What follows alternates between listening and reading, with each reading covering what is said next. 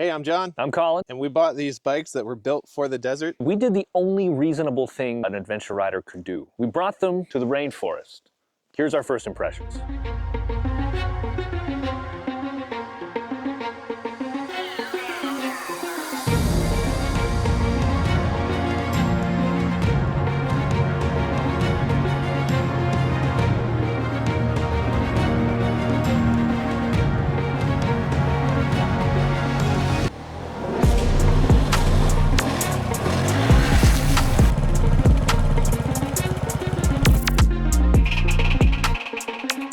Did you have a plan? I think it's kind of like the way we ride. There's never a plan. We just kind of figure it out as we go. Kind of like these bikes. Did they figure it out as they went? I meant us figuring out these bikes as we went.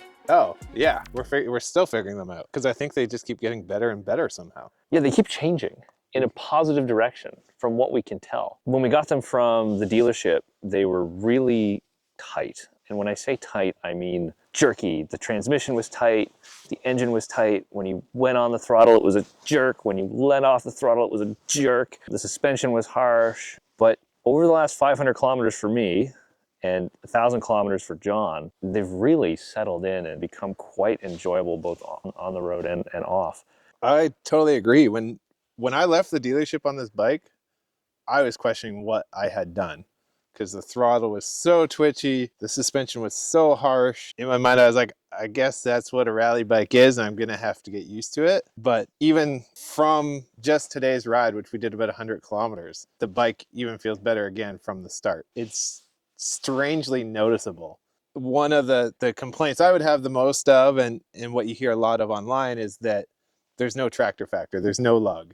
And that first 500 kilometers, it was like non-existent. And today on a few hill climbs and a few more technical sections, I was like, I'm feeling a little bit of tractor factor here. Like it's starting to come around. It's still not anything like a woods bike, and it's never going to be a slow speed bike, but it's all of a sudden a bit better at that slow speed stuff, which there's no avoiding for us. We're going to get into technical slow speed. It's something that these bikes need to do, even though they're not designed for it. And the dealership was saying that up to 5,000 kilometers, the engines on these just continue to get better and better and better, which we were told going into this, but I was personally apprehensive about.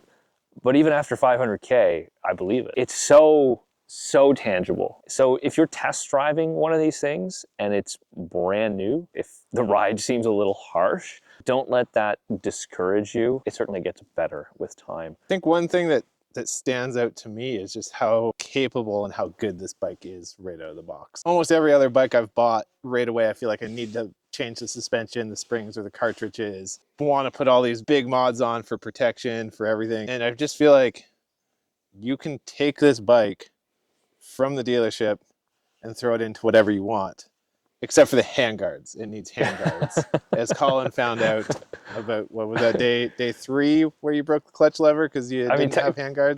Technically, I have not broken any clutch lever yet. But I did lend it to someone, and they dropped it in the parking lot. And yes, I quickly regretted not having handguards. To be fair, moments before they dropped it, they complained about how tall the bike was. This is also true. This is all true. This is a tall bike. And we both got the tall seat version, which is also a little bit complicated because they call it a tall seat and a low seat. But it has nothing to do with the physical seat. They come with the same physical seat. Because you can actually buy a low seat. But when they sell the low seat bike, it's a low suspension, right? Yes. I've heard doesn't ride quite as well. And so we both went with the high seat. I have about a 28-inch inseam, so I got rather short legs. And I'm used to tall bikes, but I find it manageable most of the time. The narrow seat really helps, but I still I got to get my butt off to the side to get my foot down, especially in off-camber, off-road situations. But I think you can get used to tall bikes, and a lot of people right off the bat will be like, oh, it's too tall, I can't ride it. But there's just a getting used to a bike. And for me, every bike feels tall. When I get on a new bike, every bike feels tall. And I get 100 kilometers on it, and I'm like, oh, it's not that bad. The other thing that stands out to me about these bikes is how good the geometry is. Kove's first go at a rally bike, they absolutely nailed the geometry. The riding position, the riding triangle, it's so comfortable. At one point on the ride today, I was saying to Colin that I find this position standing that I'm just so comfortable in. And I realized that I've been riding forever standing because it's just neutral. There's no weight on the handlebars. There's no holding up my hips. Like it's just like comfortable to stand on this bike. It's almost got that KTM feel geometry versus I find Japanese bikes where it feels like the pegs are up high and far up, which we talked about a lot with the Honda Rally. Like it doesn't feel great. Kove definitely, or Kove definitely hit the nail on the head with the geometry of these bikes. And it's definitely a confidence-inspiring bike. One, for the geometry. Two, just the suspension will handle anything you throw at it. Not always in the most comfortable sense, like some of the slower speed technical stuff. The suspension does feel a little harsh. It's definitely not a woods bike. It's a rally bike, and it's meant to go fast. So I find myself riding this now, and I'm noticing the suspension is uncomfortable. So what I do is I speed up, and the suspension feels more planted. I feel more in control. The tires hook up better. It's kind of this weird backwards mentality you have to have when riding this. If you find it's feeling squirrely, or you're not feeling confidence, or you're getting bucked around on it, speed up. I totally agree. I feel like this bike comes into its own above 70 kilometers an hour. I guess it's a rally bike is what it comes down to. Our goal is to turn these into the unicorn adventure bikes. And so I think maybe some suspension tweaks, some fuel mapping tweaks will help them become better bikes at low speed. And I think luggage is going to really change things too. We're still waiting on our racks and our luggage, so we haven't had an opportunity to ride them fully loaded, but I think that's really going to change how they handle and how the suspension is. But we're already riding it with quite a bit of weight in the back with the fuel being in the back. And my last few rides, I've just filled the back tanks. I haven't even been using the front tanks. With that, one thing I have noticed is the fuel gauge on the dash. Sorry, I got a bug in my eye. The fuel gauge on the dash seems to really jump around.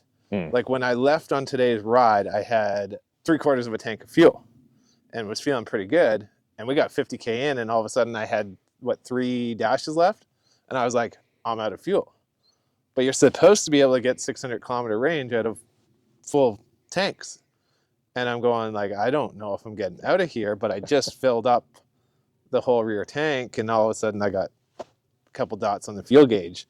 But I think that might be something to do with where the fuel sender is, because there's 3 tanks, and maybe there's only one fuel sender, and it's slow at pumping the fuel into the tank that has that level sender. I'm not sure. We're going to have to dig a bit into that. But for a bike that we bought to not ever have fuel anxiety, when that gauge starts reading 3 or 2 dots left and you're in the middle of the woods, you're like, uh-oh, what's going on? These tanks hold 30 liters total, and I'd only burned through about 18 at that point.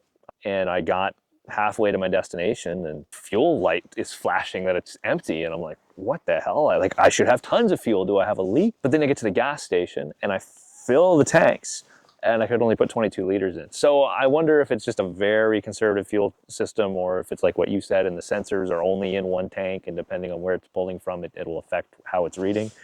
Definitely something to look into more. I think the other thing that we were both excited about was that these bikes come with Bluetooth connectivity to your phone, which is pretty rare, especially for a dual sport. I don't know if there's any other dual sport that has Bluetooth connectivity. And we were excited for the mapping capability, because we've seen videos where they have the map right up on the dash. Yeah. But what did you discover? I discovered that you have to pay for this mapping software. A subscription. A subscription service, monthly. You have to pay monthly. It's $10 a month. It will project the full screen navigation from your phone onto the screen, but you have to have your phone on, and that's the only thing your phone can be doing. If it gets pulled out of that screen for some reason, it'll die off on the dash. The voiceover for the navigation is almost useless. If you make a wrong turn, it's not going to automatically reroute you. Long story short, it's just not even worth having. It's so bad that it's kind of pointless. Not worth the $10 a month. No, not worth $10 a month, not worth connecting your phone to it. There's no real reason in my mind that this should even have Bluetooth connectivity. It has Bluetooth connectivity, but does it really serve any functional purpose? No. When I was doing my first oil change and I was in the garage trying to reset the maintenance interval, across the screen, it was reading, are we really going to use pancake mix in a box? And I was so confused to why my bike was asking me if we were going to use pancake mix in the box.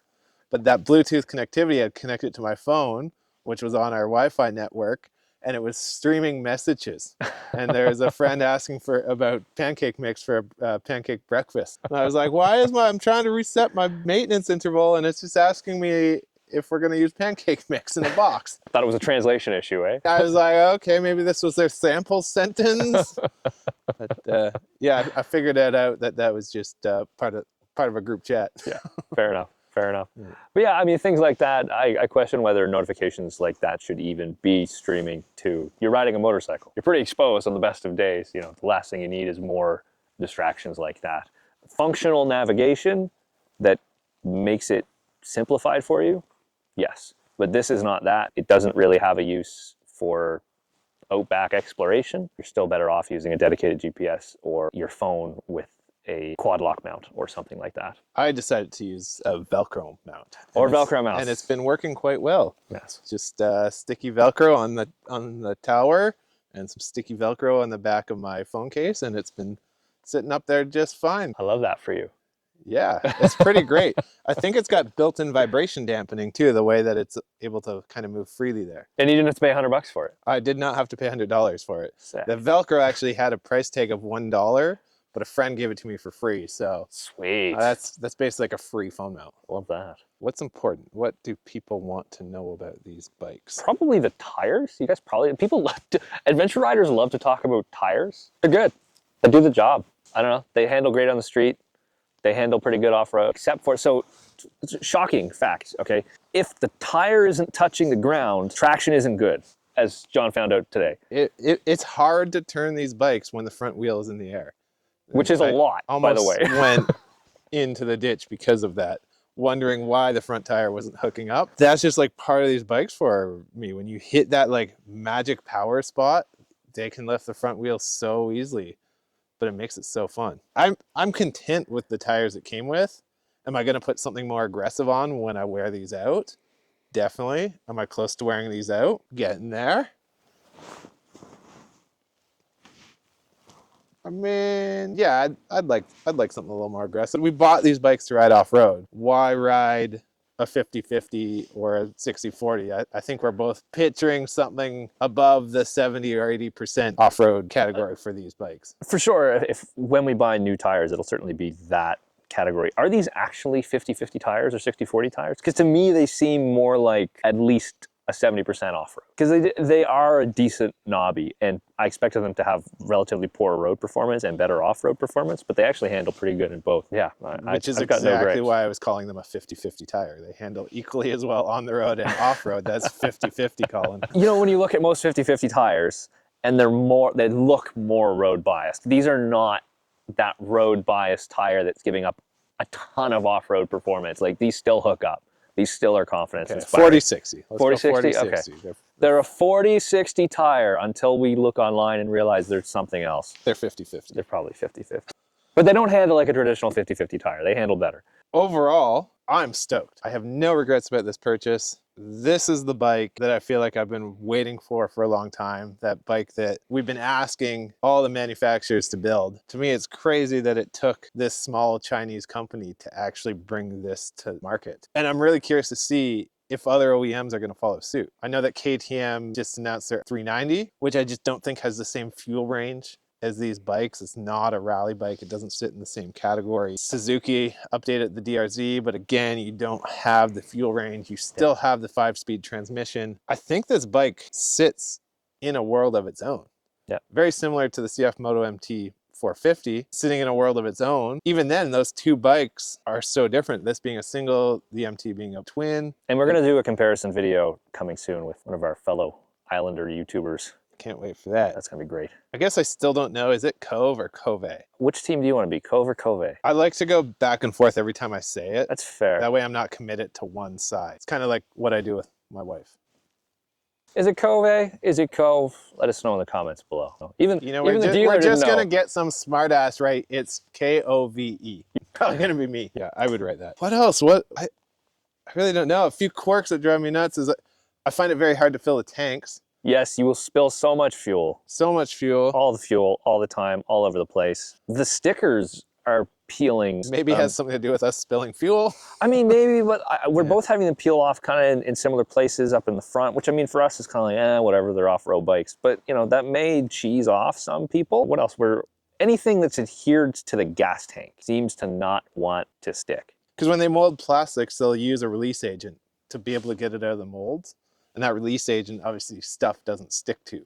Right. So I don't know if they didn't do a good job cleaning that release agent off the plastics before putting the decals on, or what it is, but there should have been an alcohol wash to really get all that residue off before the decals went on. That being said, is it the end of the world or a purchase bust? Not for me. Not for me. It's not the end of the world for us. If you want your bike to look pretty and pristine and the original decals on it for the entire life of the bike, you may not be happy. The only other thing that I can really criticize this bike for is the heat shielding around the exhaust. It runs right beside the gas tank, the header does. And there's this metal rubber heat shield that's adhered to the fuel tank. By the time I got that home from my first ride, it was gone. It was peeled off. Yeah, I think a bracket would certainly fix that problem. Hopefully that'll be addressed in the future, because obviously having a piping hot header right next to the fuel tank is going to cause some fuel expansion, and you're going to clog your charcoal filters and all that kind of jazz. Overall, like, this is the unicorn bike